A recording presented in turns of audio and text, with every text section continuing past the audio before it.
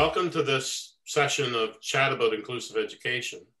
I'm Gordon Porter, the Director of Inclusive Education Canada. And in these sessions, we're introducing you to people who are involved with inclusion and the challenges it presents to Canadian schools and getting their ideas about what's involved in making inclusion a reality. My co-hosts today at this chat are Diane Richler, who's the chair of the Catalyst for Inclusive Education Initiative of Inclusion International. And Diane's a former executive vice president of Inclusion Canada. She's worked on inclusion issues in this country and now is involved with a number of projects on a global level. Jackie Specht is our other host, and Jackie is a professor of education at Western University in London, Ontario, and she's the director of the Canadian Research Centre on Inclusive Education. Our guest today, I want to introduce to you, is Cathy Montreuil, who's Deputy Minister of Education in the Province of Nova Scotia. Cathy's got a long experience in education. She's worked as a teacher, a principal, a superintendent, a director of education, all of that, I think, in Ontario, and was an assistant deputy minister of education in Ontario with a couple of major responsibilities before she accepted the post in Nova Scotia. She's had a history of working with issues involving inclusion in Ontario and now in the province of Nova Scotia. So welcome to this chat, Cathy. We look forward to sharing some ideas with you. All right, I look forward to chatting with you. So first of all, at this stage of your career, what would be your view on why inclusion is a critical element of our schools today and the way in which they can contribute to having better schools? Right. So I think that over time, we've probably learned that society does better when with diversity, and diversity in all of its forms. And I think that, kind of being an old educator now and having lived through particularly the school improvement phases of the 1990s and into 2000s, it was very narrow focus on what we considered to be successful, and a relatively narrow focus on who we brought into the bubble of success. And through that, system set targets, right? And many of those targets were around 70, 75%. By definition, when you set a target like that, you plan to exclude 25 or 30% of kids. And I think that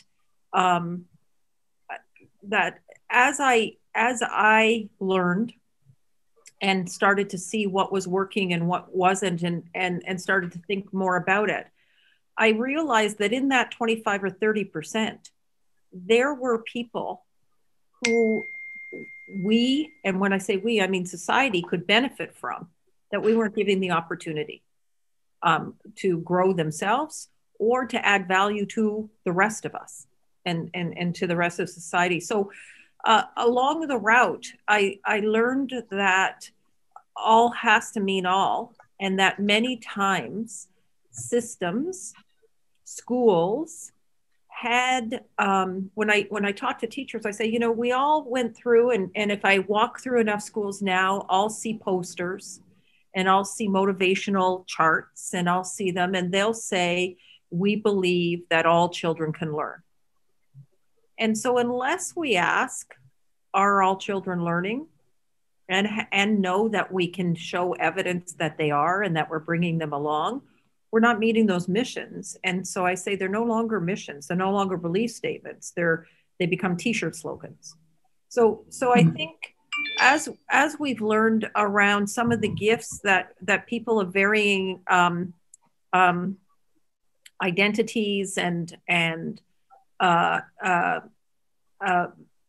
varying abilities, and when I say that, I mean a variety of talents and strengths. If we got our heads on differently, they could contribute to the better of all. And I think that's kind of a driver in terms of we haven't wrung out the potential of education systems the way we ought to have. Cathy, go ahead. I was just going to say, one of the things that has come throughout these discussions is that whole idea of courageous leadership, and that it really is the leaders that have to lead the way in order for there to be the money and the impetus for inclusion to happen. So I'm wondering, in your many experiences as leader, what do you see are those barriers? Why do people not think all means all and are willing to put that into legislation? Yeah. So I think that it takes a lot of energy, a lot of conversation, and a lot of finding the way to help people understand that this is not nice to have or charity work, right?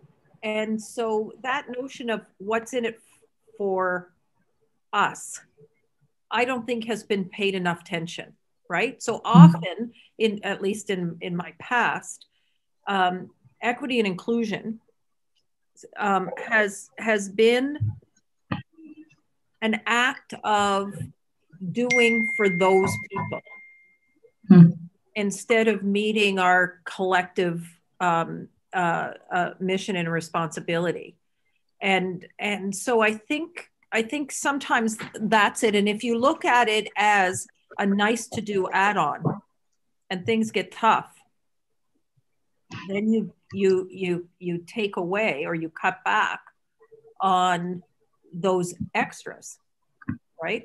I think the trick is now making inclusion into the core, not a core that then you try to fit inclusion around, right? And that's not just semantic. Now that I'm in policy work, one of the tricks is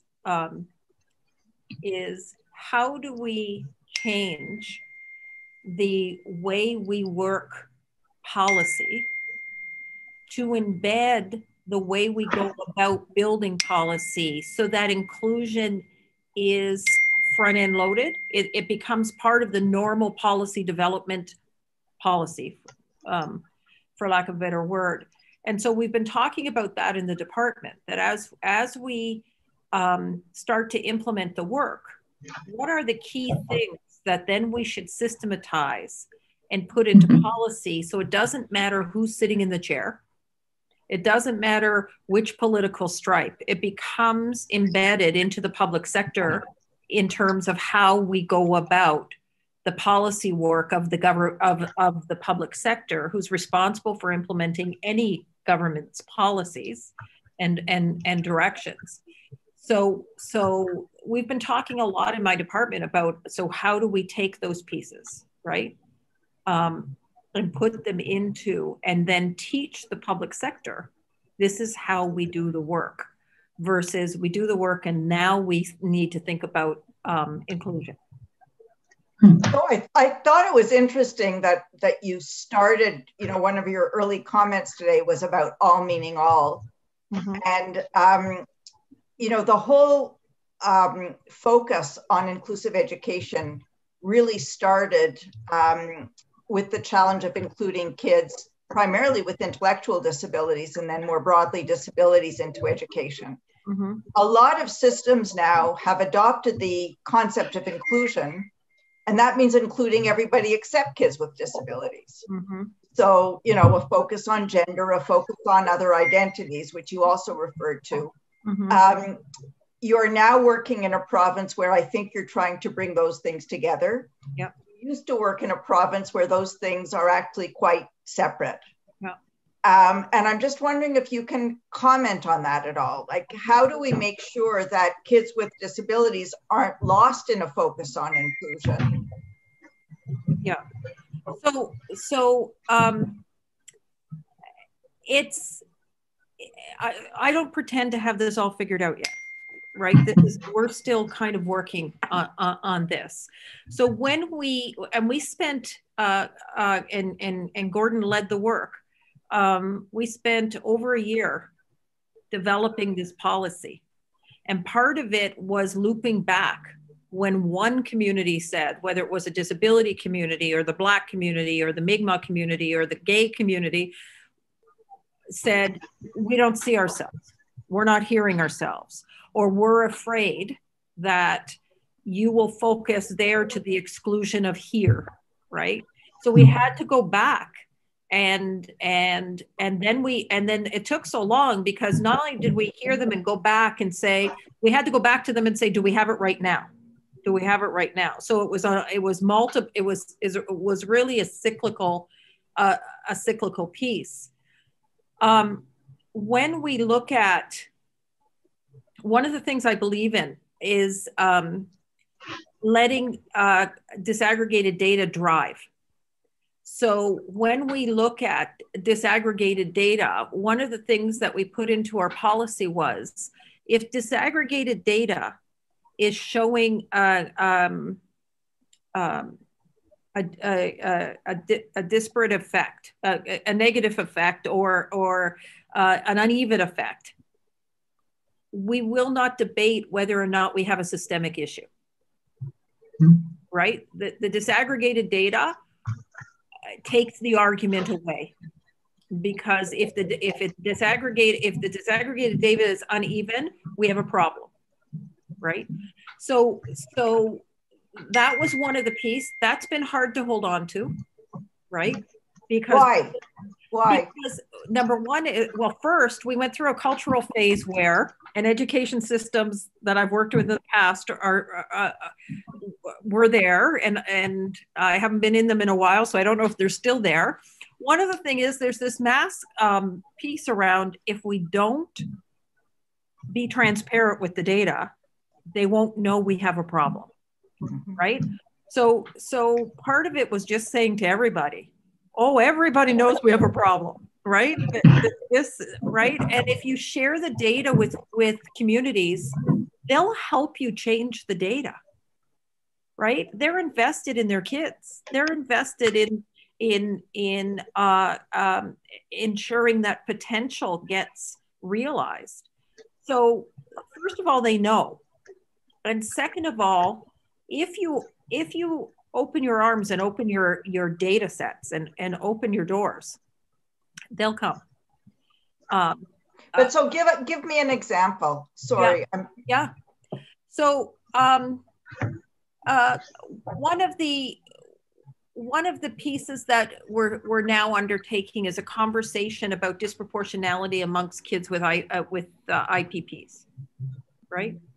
So the community's been saying, the various communities have been saying, we struggle with how kids are getting on IPPs, why they're getting on IPPs, the lack of consultation, the lack of hearing about us as the experts of our children in that whole conversation and data. And we also believe, and I don't care which community we're speaking with, that IPPs are an off-ramp to the future. So we've had some, and policy people are attached to their policy, and they don't want to believe that they built past policies that have disenfranchised, et cetera. So part of it is saying, guys, this isn't about the person.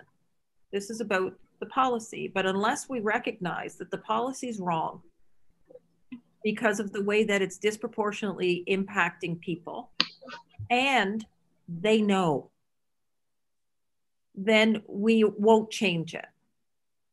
The second piece that we've started to change is that we don't start with the experts. We don't start with the research. We don't start with the systemic scan. we start with first voice. And so we're just right now, my policy shop is looking at how do we get person-centered first voice policy development enshrined in the expectations in the Department of Education and Early Childhood, so that any work we do starts there. And that other stuff's important to policymaking.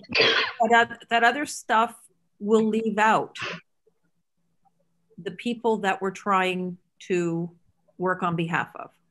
Cathy, I think that point you made about voice driving policy is really critical and really innovative from what I've seen. Are you writing about it? Do you have people in your province writing about it? Because it would be great to share. We haven't yet, although part of this work, we've hired a developmental evaluation to walk beside us and give us ongoing and real-time feedback to this work. And that developmental evaluation was won out of the University of Ottawa by Andy Hargraves and Jess Whitley, Dr. Jess Whitley. So they may, in fact, they've already started to write about some of our work in education journals, et cetera. And I know they plan to do some more. Right now, that seems to be how we're doing it. We're so caught up in kind of doing the work right now that we haven't got really good documentation on it going, to be honest. Well, it'll be great to see. Yeah, when you use that first voice, then you know, what does that look like? How do you go into communities and work with that? So I can give you an example. One of the things we committed to was a mandatory leadership module on inclusion for all leaders in the sector, in the department, and in all of the system, throughout the system, right? And we're doing that in partnership with the Leadership Association, et cetera. So one of the things that that group took time for, so first of all, there was a call, and so the group is representative and has a lot of the working group has first voice on it. Then they constructed, how do they go to community? What communities? How do they let them know they're coming, and how do they grab those experiences and those voices, including kids? So they went to associations, they went to parents, they went to kids. And so in this module, every section starts with the lived experiences and aspirations for the work, for the course, for the learning from the people who are affected right now and need change in the system. So, and then that was recorded and written up. The second piece that staff are working on is the communities have said, even if you open your doors, there's work to be done. So we need you to come to us. Mm-hmm. So we're starting to find ways and to get better at going out, leaving the school and going into the community, leaving the school and meeting with parents and advocates and those kinds of folks, so that they don't always have to come into the environment and the community. And when we do that, people aren't as comfortable, which is a good thing. Mm. So you need a little discomfort to learn and change. And so if you're not sitting in the very comfortable school and the very comfortable structures that educators are used to and moving, that in and of itself not only speaks to community differently, it creates a readiness for staff to be different, right? For staff to be different. So that's where we are on the beginning of the work. We did it a little bit with some communities that have of color, of Indigenous, and of poverty when we had our COVID shutdown last year. And they said, our kids aren't doing well, and we don't have the resources to support our kids the same way other parents may. And so we Right. joined with some of the social work associations and community advocacy groups, et cetera, to change our COVID response and give it in the ways that those communities were asking for it versus in the ways we offered it for everybody. So those are some examples where that's coming. And then last week, I farmed those examples over to our policy shop to say, now I want you to systematize and routinize first voice as driver. So I haven't seen the products that they'll have for that yet, but that will start to drive the policy development in the department, across the department. That's fabulous. So you talked about, it is fabulous. You talked about those communities that are affected right now. So in effect, is that when you were talking before about disaggregated data, you were taking, instead of looking at your whole school populations, you were taking the different communities and looking at their data compared to others? Is that the idea? That's it. Well, to others, less so than to the whole or to the commitment of the system, right? Okay. So we look at kids with learning needs as documented with adaptations or IPPs. We look at kids, we disaggregate by socioeconomic communities and clusters. We disaggregate by a self-identification. Nova Scotia's been self-identifying in the school system and giving that opportunity to parents for well over a decade, right? What we haven't done is use it. And so that's the difference now, is that one of the first policy changes we made was to say it needed to be used and must be used at each school, as well as region and the province. So there was a lot of nervousness and a lot of, we need to mask it, it'll identify, and said, people know who those kids are, right? We needed to get over some of that, as long as it's used in a safe way, right? We do some of the work that out of Clarity, and now I'm going to forget her name. She was a former superintendent in York Region. And usually at this point, I get up and go to my cupboard to look at her book. So Lynn Sherritt. So one of the pieces that we're introducing is, when I got here, we didn't have school improvement plan requirements. And so if you take this disaggregation and the naming of the kids as a staff group, it becomes, when you personalize the data, it becomes harder to leave people behind. When you're talking about averages, when you're talking about this 3% more, when you're talking about that, it's easy to not put actual faces and lived lives and experiences in behind that data. So that's what so we have one region taking the lead on that now, to systematize that and to look at how they use that to change what they do and to reallocate supports. So Cathy, as a deputy minister, it's really kind of a very unique position in the education system, especially for somebody who is an educator. I mean, in many cases, deputy ministers of education are accountants or urban planners or any other kind of position where they happen to be located and take up your chair. But as an educator, what do you see the biggest challenge for you in terms of promoting better leadership in the school system to bring about sound learning for everybody that's equitable and includes those kids who tended to be marginalized? How, the leadership challenge, how do you see that? So I guess for me here in Nova Scotia at this time, I'm uniquely blessed because I have put considerable years trying to move inclusion and trying to change policies at different levels of the organization, right? And it's tougher, right? And when Nova Scotia advertised this position, they had done a couple of interesting things. One was they eliminated school boards.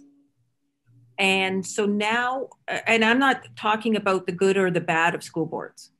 What I'm talking about is that created a moment in the system for change.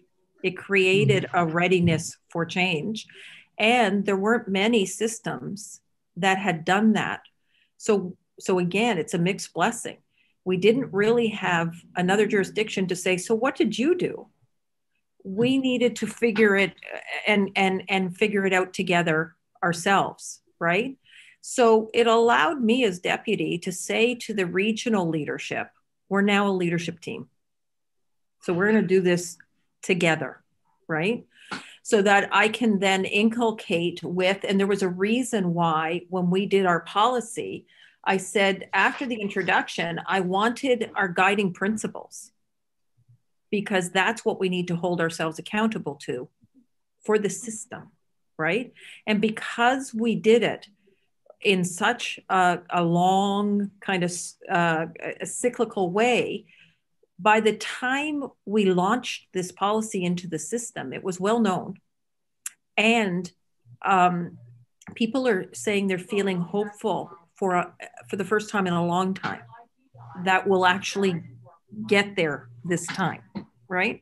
So I also feel a lot of pressure for that. So as an educator, I know about the big levers that will make things better for kids. I know about things like building the notion of collective efficacy and finding those sites that are already moving kids of different abilities, different profiles, different identities, when other like schools aren't, and to connect them, but connecting them without the driver of the expectation is we move everybody, right? And so finding that, when I talk to people about this and about the system movement, there's the research will tell us there's a sweet spot between top down and bottom up. And systems who go too close to school-based decision making don't get there, and ones that are too death grip at the top don't get there. And so there's this space, and if you allow it, there's the ability for people to innovate and find the new ways. And then we need to connect them so that we grow the new who we are and how we do things around here, right? So it's reculturaling for sure, but it's also learning. It's also learning what literacy practices work, how assistive technology roles, all of these bits come into it.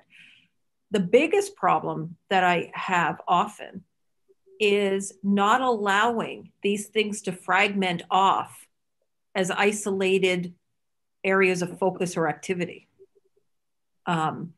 Because people want to do. So for instance, when we said we want, so if you read our policy, it's deliberate, where every section talks first about relationship. So Cathy, I mean, clearly you were chosen to come into Nova Scotia at a pivotal moment. Presumably the people responsible for hiring you knew what your beliefs were, and that's what they wanted, and you're delivering. I live in a province where that opportunity hasn't presented itself recently. And it's really frustrating to know that there are some places where there are excellent examples of inclusion happening at one school board level, but it just doesn't spill over into the neighboring school board, and it's certainly not affecting provincial policy. any insights, any suggestions? I'm an advocate. I mean, that's my role. Yeah. But I'm looking, what advice do you have for people like me who are looking for opportunities to change systems, where I thought your comment on people being tied to their policies and, feeling personally threatened if the policies were questioned was really telling. What advice do you have? So one of the things would be to find coalitions and common ground. That if the groups who are seeing this moment as a moment for them in terms of equity don't find each other, they remain pockets of small voices. There's a lot of commonality in the inclusive quest, right? So if they're not careful, they'll turn what could be a connected movement into inclusive competition, and therefore there will be winners and losers, right? So I think it doesn't mean that inclusion and equity is the same for every population. Their issues are different, their history is different, how they feel it is different, right? However, there are some commonalities in there. And when you come up with those, one of the things that we need to be thinking about is different, not always more. I also think that, right? None of us knows what post-COVID is going to mean for governments, right? However, if the only request is more, right, we're not going to get there. Different has to be part of it, right? So I think we need to be thinking about that. The other piece I was blessed here is this government just changed. So the previous premier and the current premier have both publicly committed to the broad notion of inclusion and have committed to hold still on it, right?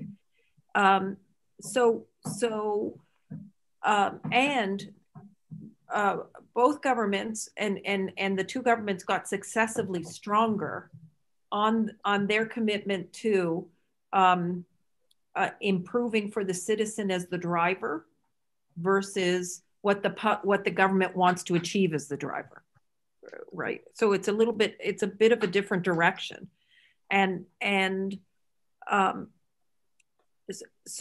so I think advocacy work's always been about finding a place to advocate for what we need in a way that the people making the decisions also see as a benefit, right?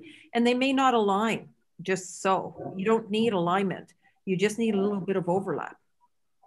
I was telling somebody the other day that at one point in my career, I was working for a government I was working for a school board that was tight for money. We were in a $10 million deficit, almost all of it spec ed, and I was in charge of spec ed, right?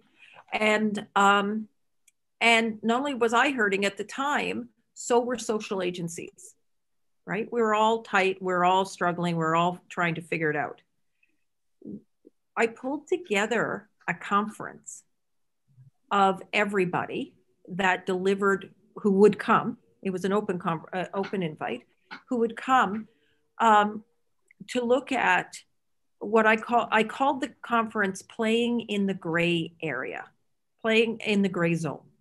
And what I said to them was, we all have mandates. All of those mandates have edges. And if we can find each other, we can find the overlap. And in the overlap, because none of us have enough money to expand our edges, But in that overlap, we can find opportunity, right? We created that year more services when it didn't have to be just about education or just about the social services, right? When we could say, let's let go a little bit of the turf and let's find the gray area and let's look at the unmet needs and then let's find a way to knit them together. I think we need more of that in and out of government. We've really appreciated you spending some time with us today, Cathy. And we know you're very busy, but sharing your perspective, your experiences in Ontario and now in Nova Scotia, it's been really helpful. And we look forward to collaborating with you further. Thanks a lot. Thank you. Thank you. Great meeting you. I love thinking together with others. It helps me think too. So thank you.